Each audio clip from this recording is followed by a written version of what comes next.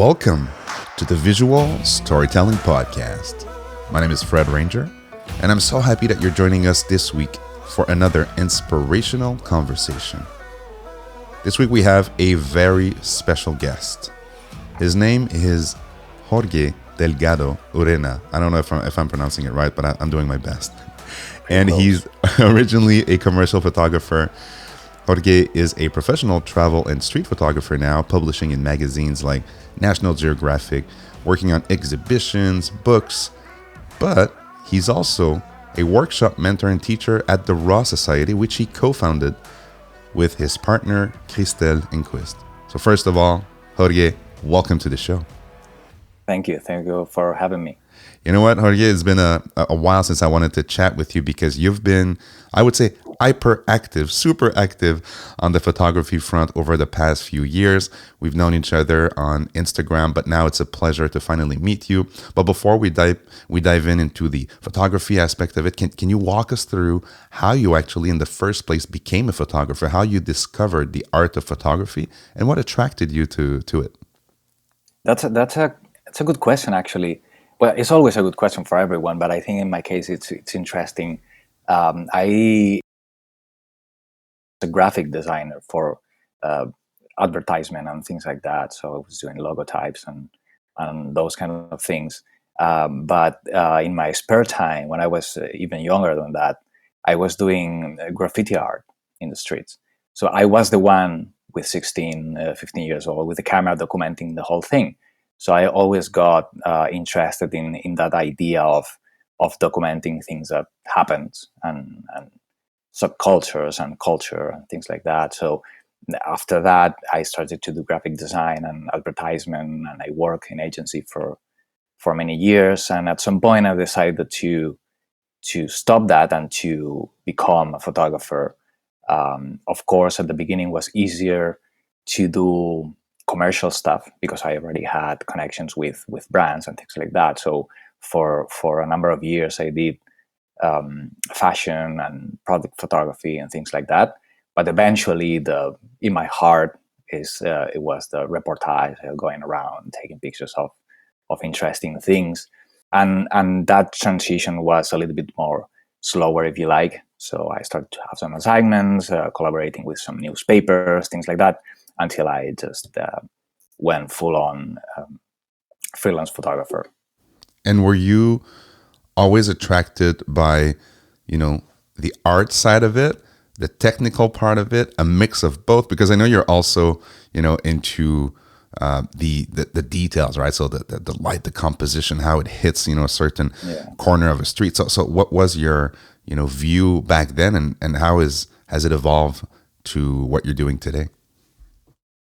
That's a great question as well. You have done your research pretty well. It's amazing. Yes, the part of the commercial aspect of it, it was interesting. The technical aspect of it, the lights, because one big part of my work, especially right after the advertisement, was to do jewelry, which is quite technical. But and I enjoyed that kind of stuff, the use of light and masks and stuff like that. But especially with fashion, is something I got bored with it. It was very it's interesting for many photographers, and I enjoy to look at pictures that people does about that kind of thing. But I wanted something more real, more on the ground, if you like.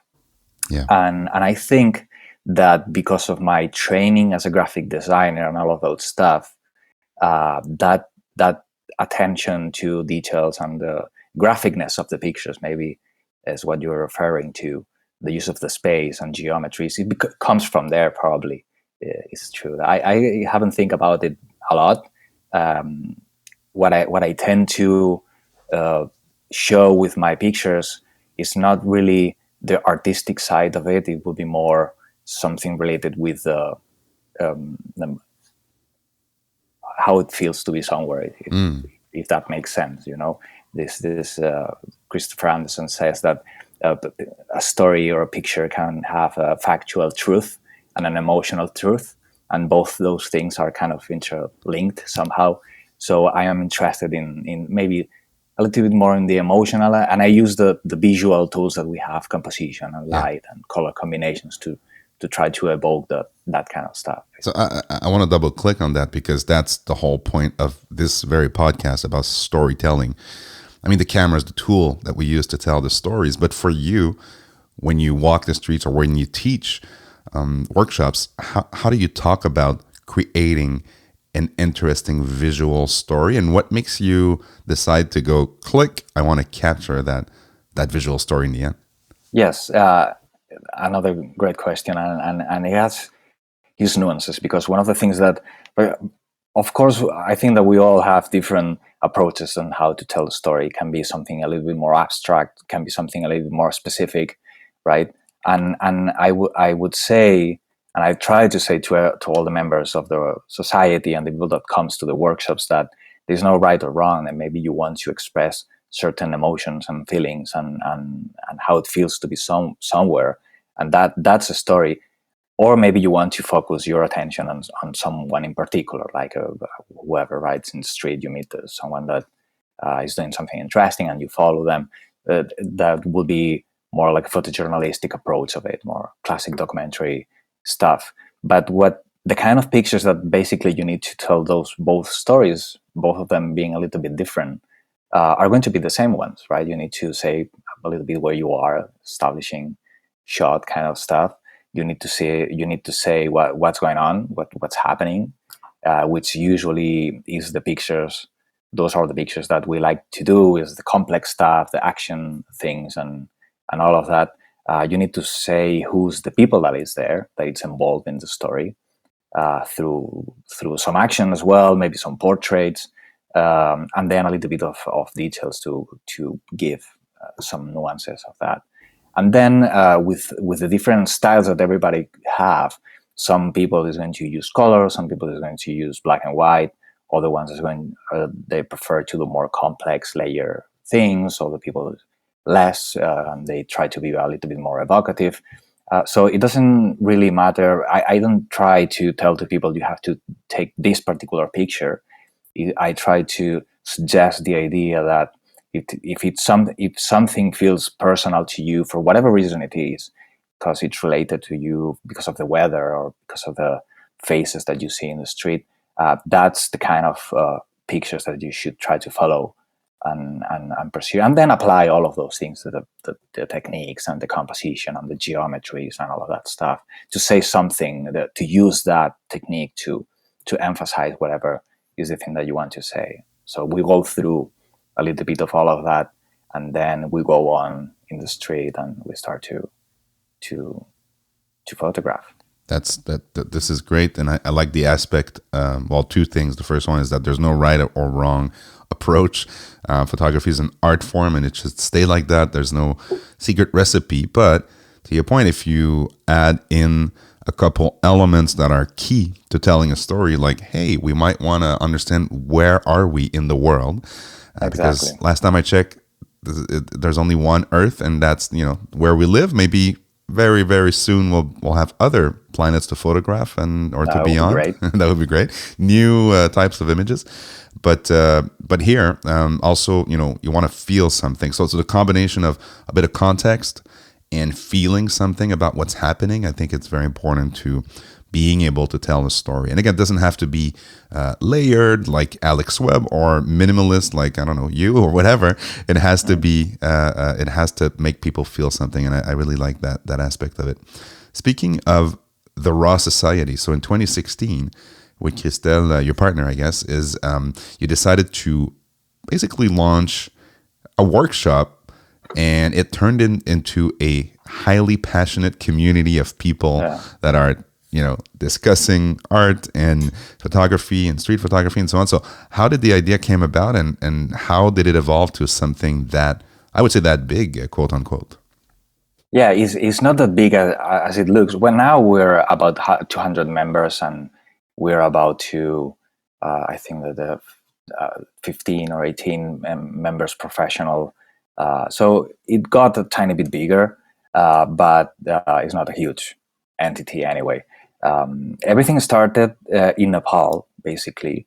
one of those first big kind of assignments that I got, projects that was more traveling around and going to more weird places, was going to Nepal to cover the anniversary of the earthquake that they had there in 2015. There was this thing that was in the northern part of the country, so loads of people, they had to leave their homes and go to Kathmandu, and the UN uh, put together this huge refugee camp only for Nepalese. So I wasn't there to document all of that stuff. And Christelle, who we already were friends from Barcelona, she was there doing all the stuff. She left advertisement as well, her work, and went to do a solo trip around Southeast Asia, and happened to be in Nepal at the time. So after, and she was working in an NGO as well. So when we finished our work, we traveled around the country. We fell in love with the country and with each other, uh, and and we decided that was such a special place that we needed to do something beyond just publishing or doing bodies of work about the place, to show other people what's going on there, because we found it very, very interesting, right? And we thought that bringing groups with us and experiencing this kind of photography, that it's people based and reality based with other photographers, would be great. The to spread the word about the country, and to have these interactions and to learn from each other, and all of those things. And eventually that evolved in going to other places like Morocco or Cuba. Now we go to Iraq, to the States. We go to do workshops and things like that. And then we started to have the membership kind of thing, which is more an online mentoring, where people can share with us their projects, and we can talk about it, and we can do sessions of edit and critiques and lots of things. That's pretty cool. And I like the love for a country and love story for you personally that happened. Sometimes there, when you're in the right mindset, good things happen to you. So, and it's good for you, and it's also good for us, because the Raw Society was born out of love, I should say. Absolutely, yeah, absolutely. That's great. That's great. So let's talk about what people get when they are in an environment like a workshop from you or Christelle, or when they are discussing in the community. What's the added value? And I really want to bring the attention on, if you're a photographer and you want to grow as an artist, please look into communities, right? Because don't just look at Instagram or YouTube, especially not YouTube. Being on YouTube myself, I can, and I know you are too. Yeah, on YouTube. Don't look at the comment section on YouTube and think that this is the photography community. There's, of course, other more, I would say, more engaged and more relaxed in the community than the YouTube comments. But so what would you say somebody, how would you advise somebody to join or to find those groups like yours, like the Raw Society? Yeah, I think that to start, I think that being a photographer is a very lonely kind of thing. You go to places and you are alone most of the time, which is good. It's something that it's important, because if you are two, you are a group already, and you start to not to engage enough with the people and with the environment that you are in. But so it's lonely enough to be a photographer, and I think that other uh, parts of being a photographer is like editing your own work and sequencing, and to put together stuff that makes sense. You need collaborations with other people, and to create new ideas and to learn stuff. I mean, it doesn't matter how long have you been a photographer, that you always you can apply the things that you have seen from other person to your own kind of doing photography, to your own way, of course, and that's valuable. And especially the part where I think that every photographer goes through the same stages, like the techy stuff, the camera, the lenses, and the things, and then you say, okay, I want to use it. So maybe you go to the streets and you look for single pictures and just have fun taking pictures. But at some point, you start to develop a voice as a photographer, right? And then you say, I want to say something about what I'm doing. That means that you need to develop narratives and stories, basically, right? Whatever those stories are.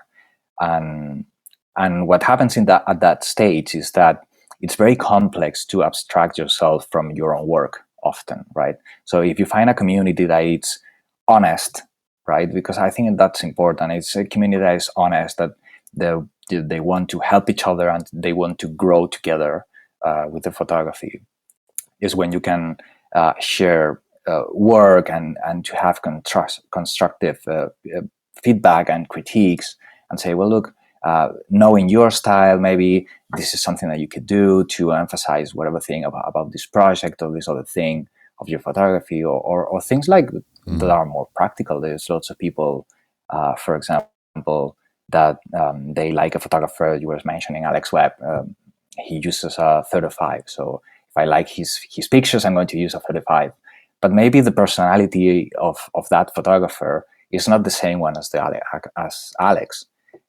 Maybe the person that likes Alex Webb's work, he's or she is a little bit more observational and needs a little bit more distance. So maybe it's a 50 what that person needs instead of a 35. So talking about this, having this feedback and these conversations that are not, oh, I like your layered pictures, or this is a fancy thing, or a great character you catch in the corner of somewhere. It's a little bit more in depth, the conversation that you have in these communities. I think that's the value of it. You're totally right, and I mean we're halfingly joking when we say that, just don't just look at the comment section. Oh, nice silhouette on the corner of Fifth Avenue and blah blah blah. That's, yes, it's interesting comment, but when you're part of a community, then you talk about the art of the evolution of yourself as an artist. What inspires you? What drives you? What story do you want to tell? Those are the questions that I think you're a bit like me, Jorge. You think that this is what makes you grow as an artist and ultimately as a person. But because you talked about focal length, I'm opening the door. This is not a gear show. I always say it, but people are curious, right? So and you've been, just like me, a big fan of a specific brand.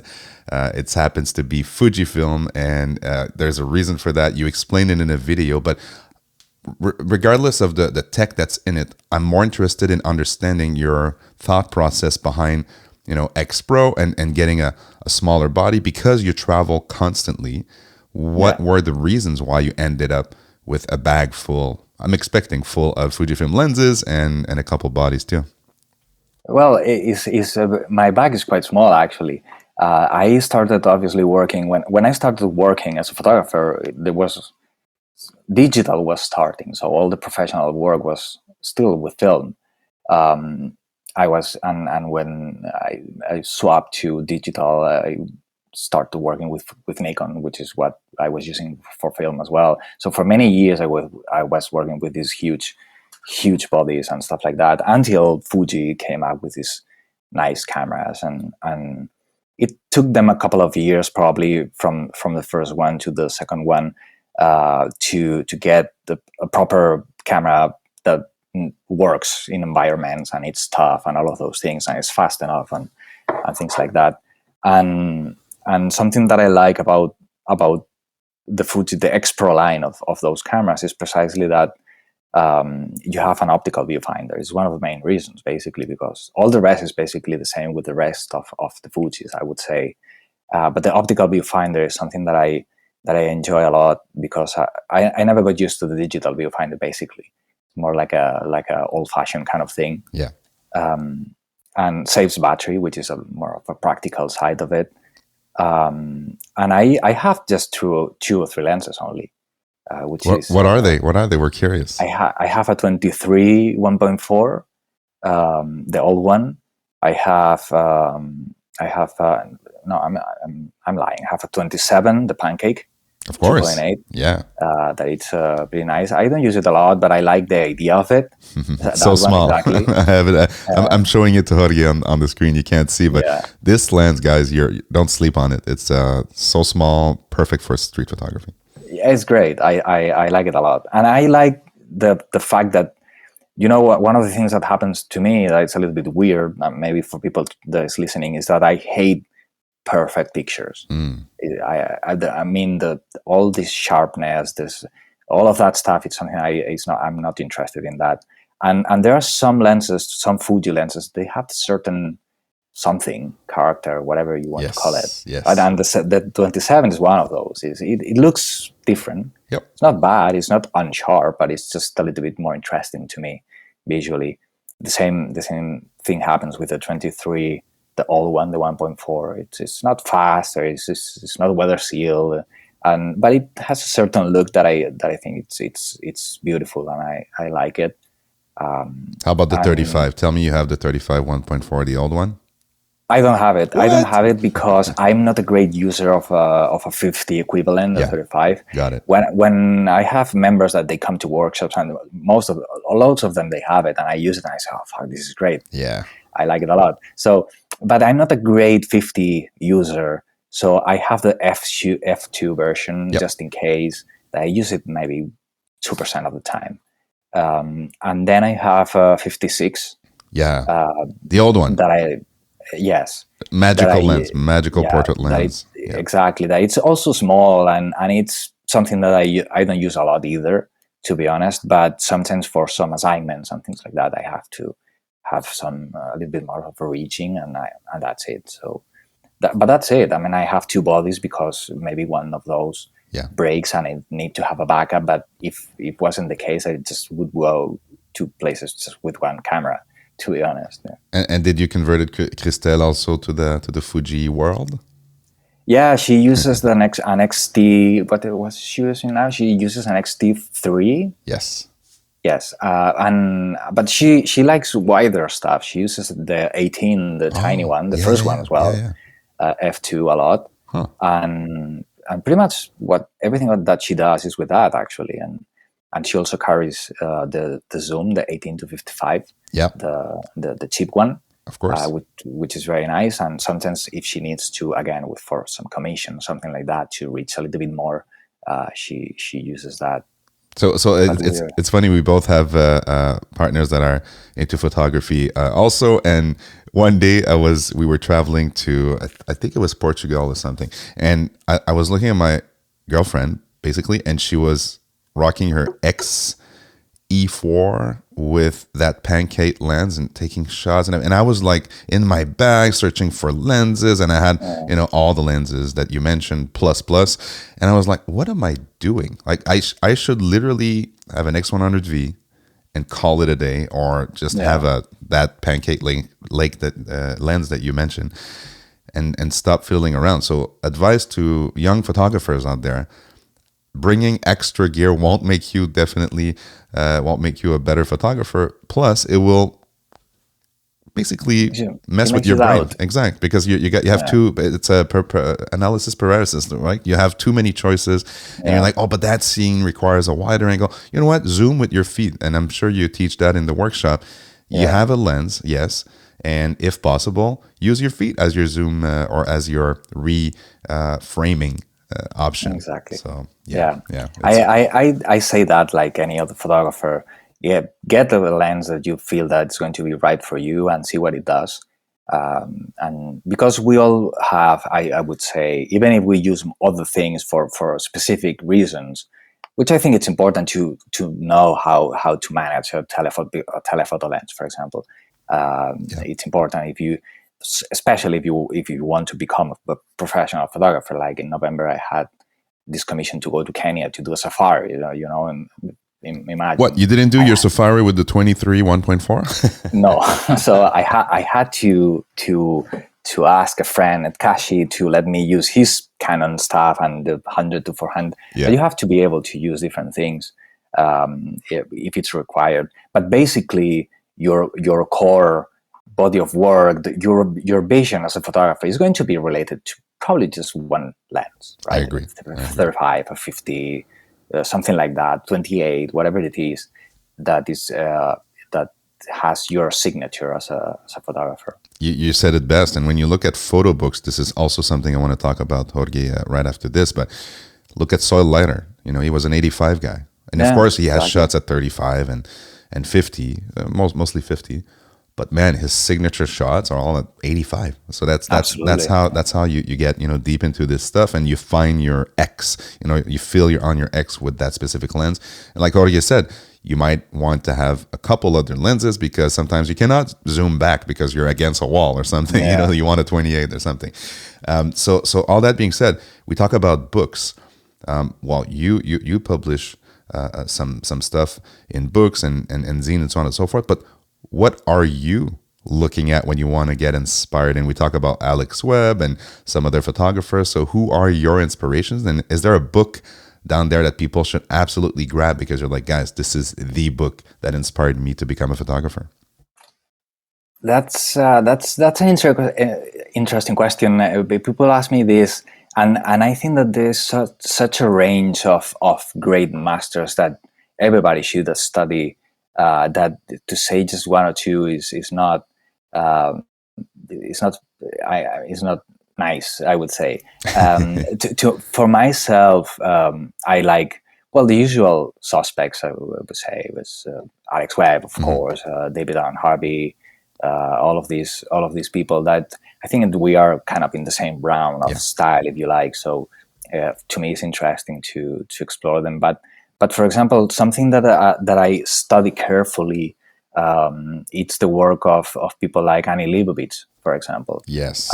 She has a book that was called, I think, from 1995 to 2000, The Life of a Photograph, of a Photographer, something like that. It's a thick book where she shares reportage stuff plus the portraiture of the celebrities and things like that.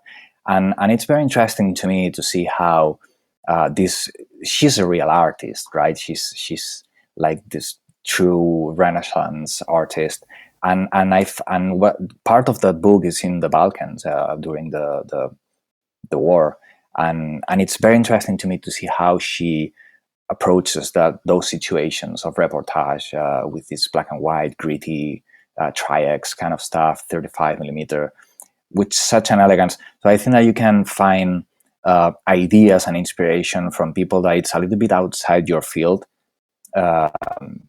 even more than people that it's closer to your own stuff. But photographers that I like a lot, some of them you are not going to know them because they're Spanish and they don't translate.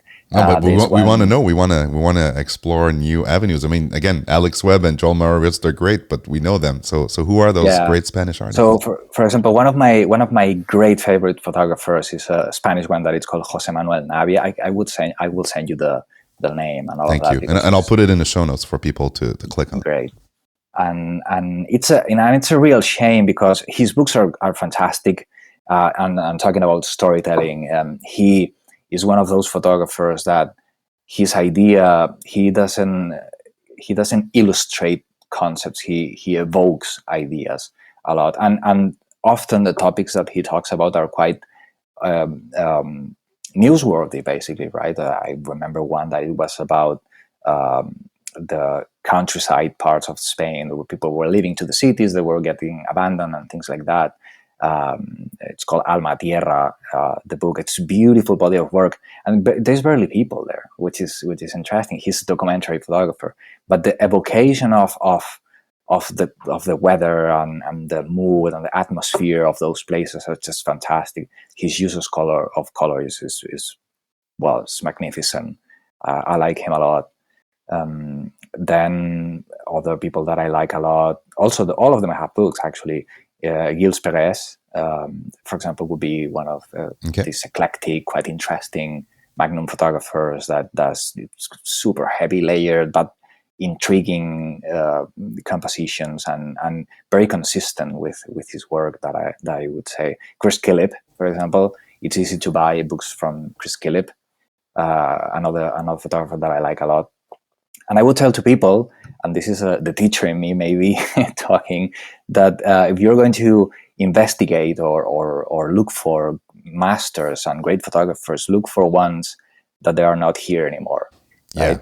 I think that you can learn loads of stuff from them, but you are not going to copy them because that world, it doesn't exist anymore, right? That's so true. If you are looking for replicate something that whoever I don't know, Chris Killip used to do in the 60s, you can find ideas and stuff like that, but those things are not here anymore. So I you are agree. not going to fall in the trap of becoming too similar, right? As much as I like, and one of my favorite photographers is Saul Leiter, and as much as I like him, unfortunately, I won't be able to replicate any of what he captured because, Exactly. hey, it was done in the 60s, 70s, and even the 80s. Couple things about you publishing your work. I'm pretty sure you're a bit like me, and you have a love-hate relationship with social media. Or I just saw that you're on Substack. I launched my Substack too a couple days ago, or relaunched, should I say, in search of alternatives to the big, I will call them GAFA, Google, Facebook, and all these guys. What's your point of view? Has it evolved? And I know you're using it to promote the workshops and so on, but for your work, where does social media sits for you? I don't give much attention, to be honest, to social media. I just use it, and with the Raw Society now, for example, we have since last year we have a studio manager that helps us with many things, and one of those things is social media. I don't give loads of attention to it because it doesn't worth the time, to be honest. I think it's nice. What is useful from Instagram, I think, is when you are going somewhere and you want to meet people. Yeah, I'm going to be in Istanbul. Who's there? And maybe we can have coffee or talk or whatever it is, something like that. But to share work, Instagram is not the place, obviously, right? For many reasons. The first one would be the size of it. It's just the worst. It's just too small. Second of all, is fast food photography. They would say Yeah. that Kleenex one or fast food photography. Yeah, I agree. exactly, and I don't really care about it. It's there because everybody has it, and yes, as you said, you can redirect some people to other platforms like Substack, something that I like a lot, for example. Yep. That always is going to be less any kind of newsletter platform. Always you're going to have less people, less subscribers or followers or whatever we call them. But the people that subscribe to your newsletter platform, they're really going to enjoy what you have to say about it. You can show their essays, you can write about it, you can put together something that makes a little bit more sense about the story. And yeah, some people, a very small percentage of people from Instagram, maybe they go there to see what's the new thing. But the people that eventually will buy your books or they like to collect prints and things like that, this is never going to be people from Instagram. It's always going to be I people agree. from other spaces. From the whole social media, I would say that YouTube probably is quite powerful. I would say. Yes. I think that it needs a little bit more of this, of talking more stuff besides cameras and things like that. But I think it's powerful if you want to also promote stuff and to share ideas, even essays. I think something could work on YouTube, but definitely, in my opinion, something like Substack, it's to me is perfect because you can put words and text, and you can add sound and things like that, and you can really say something of your work with that. Yeah. I completely agree. And Substack, again, I really entice people, listeners to this podcast, to go see Substack and to go see Jorge and mine, because it's literally the best of both worlds. So it's not Yeah. just you alone on your little website. And of course, we recommend having a website, your own and operated place where it's you and you control everything. But Substack offers a community-based type of platform without algorithm-driven advertising platform. Like, because believe it or not, all the other guys, Facebook, Instagram, Twitter, they're advertising platforms. Even YouTube as well. Even YouTube is an advertising platform that has a social component to it that offers a service like video repository for YouTube, or photos. I shouldn't say photos on Instagram. It's no longer true. Reels, video reels on Instagram and Facebook to connect with your family and loved ones. But I will go back to finding that happy middle, and I think Substack is onto something. They just need to add a bit more features for photographers, for visual storytellers, I think. Yeah, that's true. And I think they're there. So so speaking of platforms, so where would you recommend people to go see what you're doing personally, and also what you're doing with the Raw Society? Well, for the Raw Society, I would say to go to the rawsociety.org. We have everything there, which is, I understand that it's a little bit funny to understand because we do bizarre stuff and everything is a little bit mixed, but more or less you can guess what's going on in the website. And my personal, funny enough, I don't have a website for myself. Oh, you have a Substack though. I'm on it right now. I decided not to have it. I didn't want to have more stuff. Yeah. Christelle has one though. I saw that. Yeah, she has one. Yeah, the website is something that it's really important. I mean, I'm talking about that, and I tell to everyone, build your own website, your own thing. I mean, it's basic. I had I made the decision on not to have it because I don't want to have more stuff to do. And I don't. I mean, I don't know if I need or not, but I don't care sharing a portfolio or something like that. Wait, but and you're not a commercial photographer anymore. That's also something that you're not getting hired to shoot a watch or something. You don't need to show the work. Yeah, I don't need to have that. I mean, still, I think it's important to have a website. To be honest, it's a mix of laziness and not having time and not really want to have even more work than I have. But to see what I do, my personal approach to photography, the Substack, for example, is something I like a lot. I try to put there some stuff that to me that I like, that I'm proud of, and I think it's interesting because it's a very personal point of view of some stuff that I've been in commissions, for example, and assignments for magazines that I re-edit in the Substack forum, that I put quotes from people and things like that. That I think that gives another understanding of what you can do, telling stories about people and about places. And I would recommend Jorge's story about northern Iraq, because all we got from Iraq, especially in the US and Canada, was bad news and images of war and so on. And Jorge's work is so, I would even say hopeful and positive and people-based and story-based. I really, really enjoy that. I will recommend it because that's another feature on Substack that's very good. It's not necessarily retweeting or just, Slack. I call that Slacktivism. Just, I retweeted it, I reposted it. No, you can recommend and add a bit of your own story or what, that story made you feel and so on and so forth. So really entice people to go see that on Substack. And what's next? What's next for you, Jorge? So you're in Istanbul right now. So are you traveling the world with Christelle for the next foreseeable future? Any specific plans that you've got in the works? Yeah, we're quite busy until August. I would maybe it's September. From here, from Istanbul, we go back to Spain for a week, and then we go to Cuba. From Cuba, we go to where? We go to Tanzania. Wow! And this is after 2 years. This is our how you call it in English, the wedding trip. The honeymoon. Honeymoon, yeah. The honeymoon, exactly. So a Spanish guy asked a French guy, "How do you say in English?" And we're like, this, yeah. Yes, as a honeymoon. But after that, we go to Botswana to do another commission there. Nice.